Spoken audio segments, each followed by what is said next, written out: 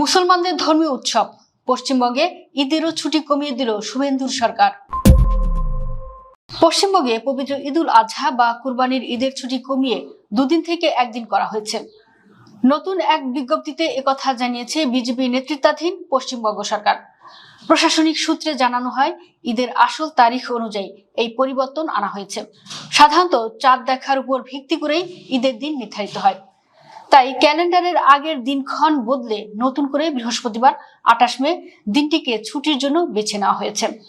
এর আগে পশ্চিমবঙ্গে তৃণমূল কংগ্রেস ক্ষমতায় থাকাকালীন কোরবানির ঈদে দুদিন ছুটি ঘোষণা হতো বলে জানা গেছে। পশ্চিমবঙ্গ সরকারের সহকারী মুখ্য সচিব পি.কে. মিশ্রের পক্ষে জারি করা বিজ্ঞপ্তিতে বলা হয়েছে, 2025 সালের 27 নভেম্বর রাজ্য সরকারের তরফে ছুটি সংক্রান্ত বিজ্ঞপ্তি জারি করা হয়েছিল। তাতে 2026 সালের 26 এবং 27 মে মঙ্গলবার এবং বুধবার কুরবানির ঈদ উপলক্ষে ছুটি ঘোষণা করা হয়। কিন্তু এখন জানা গেছে বৃহস্পতিবার 28 মে বকরি ঈদ পালন করা হবে। তাই আগের বিজ্ঞপ্তিতে কিছুটা সংশোধন করা হচ্ছে। কুরবানির ঈদ উপলক্ষে 28 মে ছুটি থাকবে, তার আগের দুদিনের ঘোষিত ছুটি বাতিল করা হচ্ছে। ওই দুদিন অর্থাৎ মঙ্গলবার এবং বুধবার সাধারণত কাজের দিন হিসেবে গণ্য হবে। উল্লেখ্য, পশ্চিমবঙ্গের সর্বত্র এবছর কোরবানিতে গরু মহিষ জবাই না করার বার্তা পৌঁছে গেছে। মুসলিম নেতাদের এই বার্তায় বলা হয়েছে, পরিকাঠামোর অভাবে পশ্চিমবঙ্গ সরকারের সাম্প্রতিক পশু জবাই সংক্রান্ত বিজ্ঞপ্তিটি কোরবানিতে গরু জবাই প্রক্রিয়াকে অত্যন্ত কঠিন করে তুলেছে।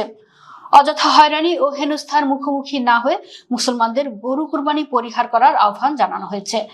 এই আহ্বানে সাড়া দিয়ে গবাদি পশু কেনা বন্ধ রয়েছে।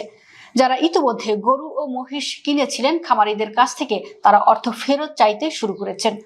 পশু জবাই নিয়ে গত 13 মে পশ্চিমবঙ্গের বিজেপি সরকার যে বিজ্ঞপ্তি জারি করে তা বহাল থাকবে বলে জানিয়ে দিয়েছে কলকাতা হাইকোর্ট। অর্থাৎ জবাইয়ের উপযুক্ত বলে সনদ ছাড়া পশু জবাই করা যাবে না। বৃহস্পতিবার কলকাতা হাইকোর্টের প্রধান বিচারপতি সুজয় পাল এবং বিচারপতি পার্থসারথী সেনের বেঞ্চ জানিয়েছে, প্রকাশ্যে পশু জবাই নিষিদ্ধ এই শর্ত বিজ্ঞপ্তিতে যুক্ত করতে হবে। সরকারি নির্দেশ অনুযায়ী প্রশাসনের অনুমোদন ছাড়া গবাদি পশু জবাই করা যাবে না। 14 বছর বয়স হয়নি এমন গবাদি পশুকে জবাই করা যাবে না। তাছাড়া মাংস কাটার ক্ষেত্রে সংশ্লিষ্ট স্থানীয় কর্তৃপক্ষ কিংবা পশ্চিমবঙ্গের প্রাণী সম্পদ দফতরের লিখিত অনুমতি প্রয়োজন হবে। এর ফলে ঈদে গরু জবাই নিয়ে অনিশ্চয়তা তৈরি হয়েছে বলে দাবি। কলকাতার ঐতিহ্যবাহী নাখোদা মসজিদের ইমাম মাওলানা মোহাম্মদ শফিক কাসমি মুসলমানদের গরু কুরবানি পরিহার করার আহ্বান জানিয়েছেন এবং যুক্তি দিয়েছেন যে পর্যাপ্ত পরিকাঠামোর অভাবে পশ্চিমবঙ্গ সরকারের সাম্প্রতিক বিজ্ঞপ্তিটি এই প্রক্রিয়াটিকে অত্যন্ত কঠিন করে তুলেছে। ফুরফুরা শরীফের পীরজাদা তোহা সিদ্দিকও একই ধরনের আবেদন জানিয়েছেন। তিনি মুসলমানদের এবছর কুরবানির জন্য গরু না কেনার আহ্বান করেছেন।